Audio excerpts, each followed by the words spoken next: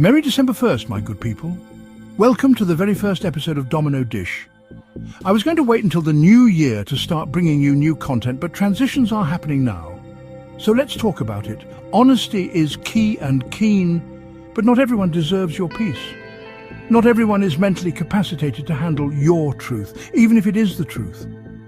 We've all heard the term when keeping it real goes wrong. So no matter how transparent we want to be, we have to be careful how we use it. Why else would they make it a law?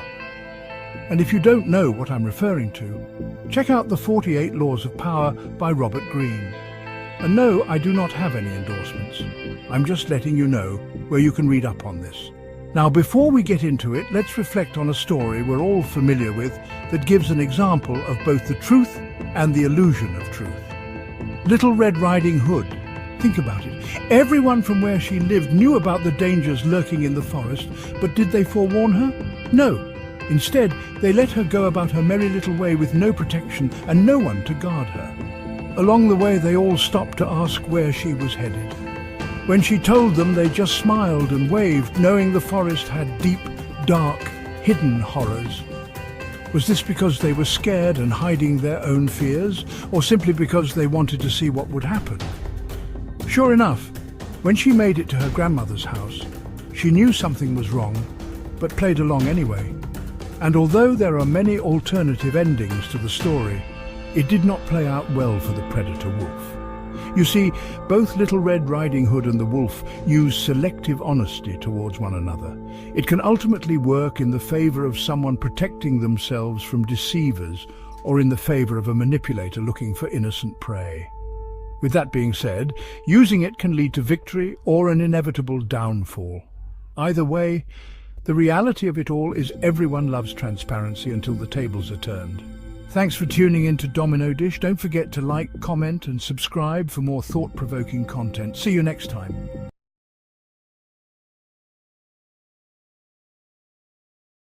What's something you do that you know is toxic? I don't always communicate my emotions and how I feel. Now hear me out, because while I do believe that communication is important, I believe that a safe environment to communicate in is just as, if not more important. Because the way I see it, what's the point of communicating to you how I feel if you are just somebody who is not going to comprehend and understand what I'm saying? Why go through the emotional labor of communicating how I feel to somebody who is combative and does not provide a safe environment for me to communicate in? If I've seen how you handle harsh truths and honesty from other people, and it's in a way that makes me feel uncomfortable, when it's my time to share my harsh truth and honesty, baby, I'm not saying a damn thing, okay? And I classify it as toxic because to the other person, they can see it as me not communicating, shutting down, and running away from the problem. And quite frankly, I'm okay with being perceived that way. Because if you can't handle me simply telling you how I feel about a situation, then you damn sure can't handle me telling you how I feel about your communication styles. So I'll just see my way out. I came up with this quote that says, honesty is telling the truth when asked a question. Transparency is telling me what I don't even know to ask. I desire transparency.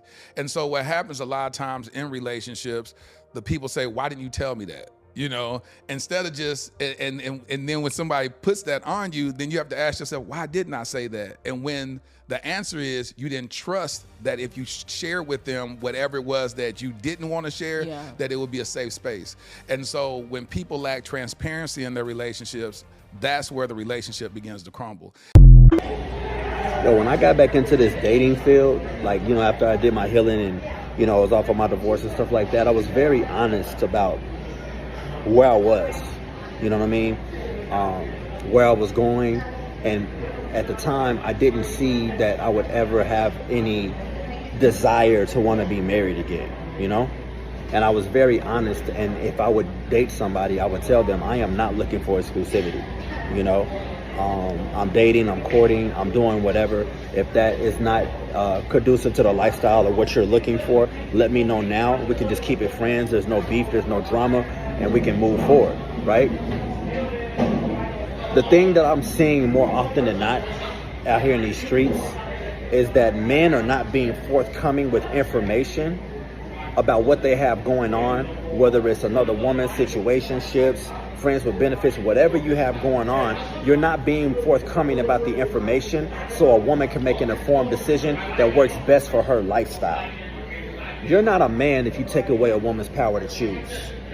It is a man's job, and a woman, but more so we're the heads.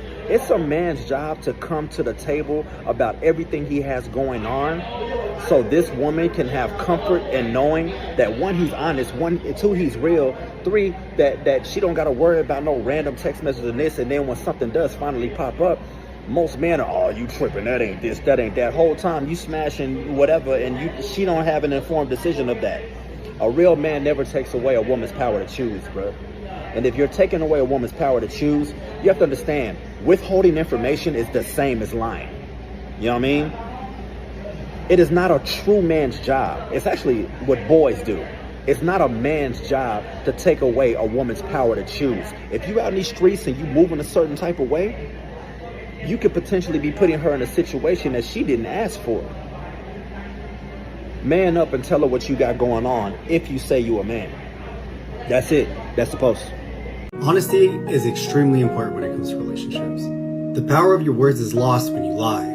I'm Anthony Sage, and please let me explain. In any relationship, you will inevitably be put in a position to either lie to not hurt your partner or tell the truth and risk hurting them and losing them. But if you decide to lie, then you're essentially saying one of two things. Either, I don't respect my partner enough to tell them the truth, or I have the right to decide what she can or cannot handle. Sure, lying is the easy thing to do, and it takes some serious courage to face the truth sometimes. But when you lie, then you build a relationship based on lies. I know it sounds extreme, but if you can learn how to have the strength required to be honest with people, even if they get mad at you, they will still respect you. And the worst thing to be is in a romantically committed relationship with someone that doesn't respect you. Because it's really hard to have good communication with someone if there's no respect. Now, this is some really powerful stuff, so be careful how you use it. Follow for more insights, comment your thoughts, and I'll catch you on the next episode. I don't like honesty. I like transparency. Let me explain the difference. Honesty is I ask you, hey babe, who were you at dinner with? Yeah. And you tell me the truth. That means you're being honest. Yeah. Transparency is, hey baby, I got dinner at 7 with James, Nathan, and his assistant, Sarah's gonna be there. And that's transparency. So now guess what? You were forthcoming. Yep. You told me what it was. Yep. And so now I trust it. This is a trickery question you must never fall for. Especially with a man that you like. You guys just started going out. You're still getting to know each other. Because he's going to ask. He's not supposed to, but he's going to ask. They all ask. As if we care about how many exes you've been with, but he's going to ask you, how many body counts have you had as a woman? And if you love yourself, if you love that relationship, if you want to save your relationship, if you want to save yourself the heartache, because when you guys, in case you guys break up, I'm not praying you break up, he's going to use that same thing you told him about yourself against you. If he asks you how many body counts you've had, do not tell him the truth about how many body counts you've had. Your past is your past. That is your business.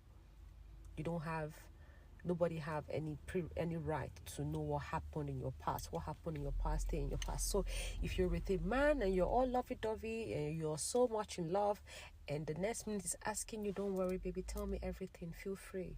We are now one. I will never judge you. How many guys have you been with?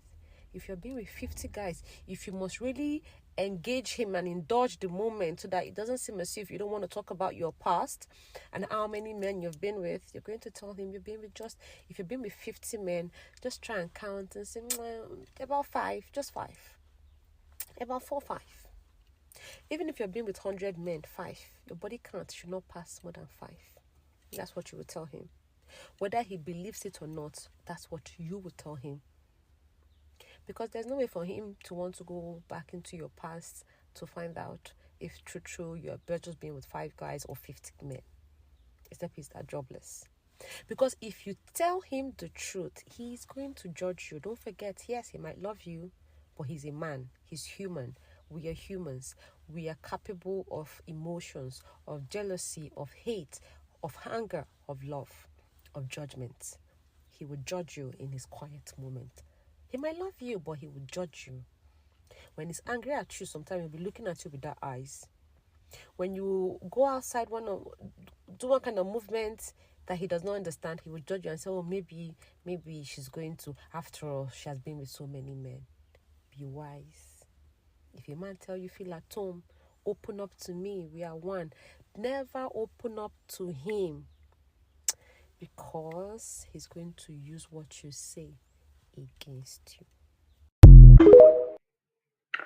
We all have our own paths that we have to travel down to the roads that we take, and there will always be some level of risk that we must face. Just be mindful of what's and who in front of you as well as around you. I am the creator of Domino Dish, and I look forward to talking to you guys again. Thank you so much for your time.